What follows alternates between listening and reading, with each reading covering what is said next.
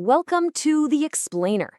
Today, we're going to dive into the core idea of James Clear's atomic habits, this powerful concept that real, lasting change doesn't come from some huge, earth-shattering event. Nope, it comes from the compound effect of hundreds of tiny, almost invisible decisions.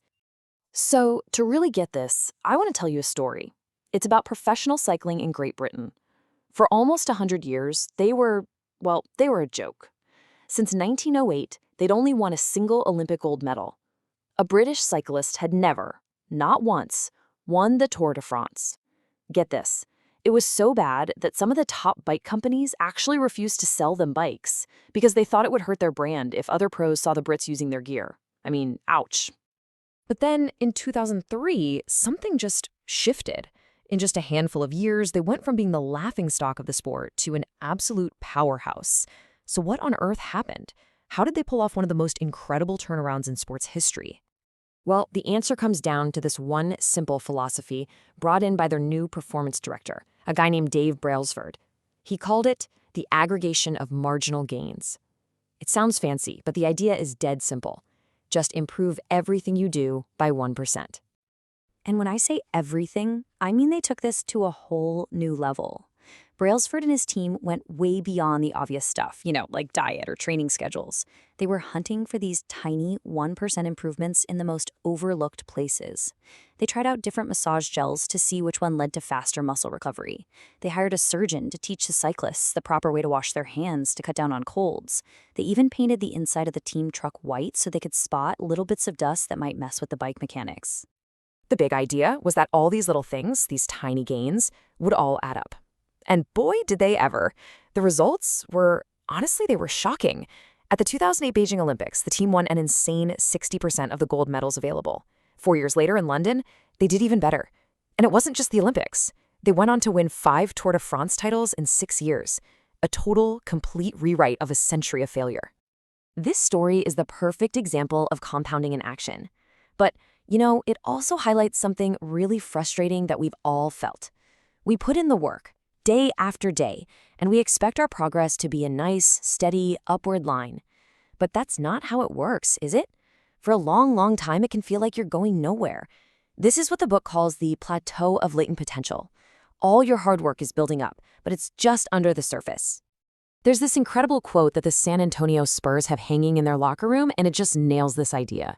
Think about that stone cutter, hammering away 100 times and nothing. It looks like he's failing, but every single one of those hits is adding tension, creating a change you can't see. And then, bam, the rock splits.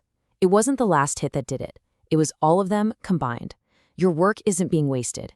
It's building. Okay, so we're all on board, right? These tiny, consistent efforts are the secret sauce. But how do we actually build those habits in the first place?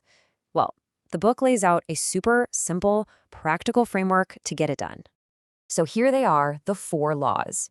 You can think of this as the user manual for your own brain. First, make it obvious. You want to play more guitar? Don't hide it in a case in the closet. Put it on a stand right in the middle of your living room. Second, make it attractive. This is where you pair something you want to do with something you need to do, like maybe you only let yourself watch your favorite show while you're on the treadmill. Third, make it easy. You got to reduce the friction. Your goal isn't go to the gym for an hour. Your new habit is just put on my workout clothes. And fourth, make it satisfying. Your brain needs a little reward. Even something as simple as putting a big red X on a calendar after you do your habit can give you that little dopamine hit that makes you want to do it again. All right, let's zoom in on one of these laws because it is an absolute game changer. Make it easy. We are all fundamentally wired to conserve energy. It's just human nature. We naturally drift toward the option that requires the least effort. The cool part is we can totally use this to our advantage just by redesigning our environment. And there was this really clever study in a hospital cafeteria that shows this perfectly. Researchers wanted to get people to drink more water instead of soda. But here's the catch. They couldn't say a single word to them. No posters, no encouragement, nothing. All they did was change the environment. They just added water bottles to every single drink fridge in the place. They put them everywhere. And what happened? In just 3 months, soda sales dropped by over 11%, and water sales, they shot up by almost 26%. People made a healthier choice simply because it was the easiest, most obvious choice available. So here's the big takeaway. Make the cues for your good habits impossible to miss. James Clear talks about this himself. For years, he'd buy apples with the best intentions, stick them in the crisper drawer in the fridge, and then completely forget they existed until they went bad. So, what did he do? He just put a big fruit bowl right on the kitchen counter. And just like that, he started eating an apple every day. He didn't try harder. He just made the good habit the easy habit. Okay, but this whole thing goes way deeper than just life hacks. This isn't just about changing what you do. It's about fundamentally transforming who you are. The real goal isn't just to check a box. It's to actually become a new person. So check out this story about an entrepreneur named Brian Clark. For his entire life, he had a nervous habit that drove him crazy. He chewed his fingernails. And he decided he'd finally had enough. So his first idea, which makes total sense, was to create a penalty. He figured, okay, if I start paying for professional manicures, the financial cost, wasting that money will be enough to make me stop. It's a logical plan, but it's not what actually worked. The real change, the magic moment, happened after the manicure. He looked down at his hands, and for the first time, his nails looked nice. He started to feel a sense of pride in them. And that's what flipped the switch. His identity shifted. He stopped thinking of himself as a guy who was trying to stop chewing his nails and started seeing himself as the type of person who takes pride in having nice nails, and he never chewed them again. And that right there, that's the heart of this entire philosophy. The real goal isn't just to read one book. It's to become a reader.